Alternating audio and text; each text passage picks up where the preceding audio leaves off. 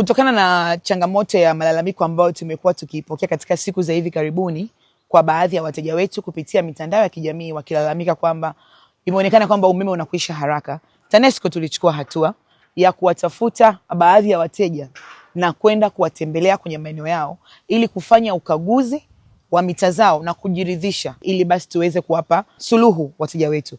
Na leo tumemtembelea mteja ambaye yupo katika maeneo ya hapa Kimarasuka, na kama unavyojionea hapa niko nyumbani kwake.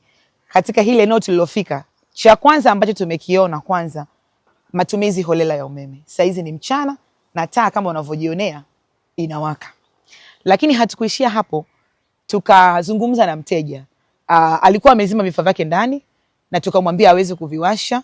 Mafundi wetu wamekagua na kujiridhisha pasi na shaka kwamba umeme unakwenda sawa sawa na hakuna changamoto.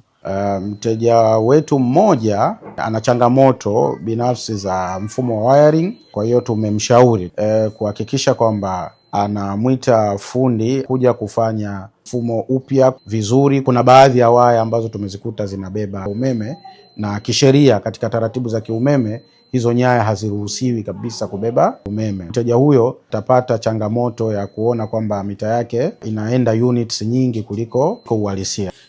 Katika wateja wawili ambao tuliowapitia baada ya kuripoti kuwa mita zao zina changamoto ya kwenda haraka zaidi, ziko vizuri na umempa uelewa mzuri katika utumiaji wake. Naitwa Crispin Mizambwa, naishi hapa Kimarasuka.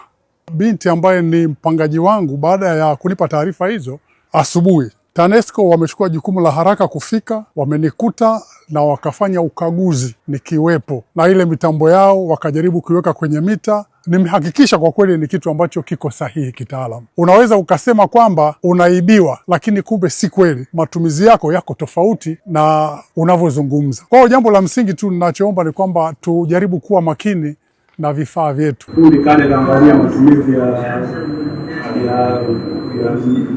mita vitu vya ndani, nikaona ni sawa na jinsi ya kutumia. Nipende kutoa wito kwa wateja wetu wote kwamba inapotokea changamoto kama hizi au malalamiko kama haya, basi tuambie TANESCO, tutakufikia, tutakufanyia utafiti na tutakupa matokeo.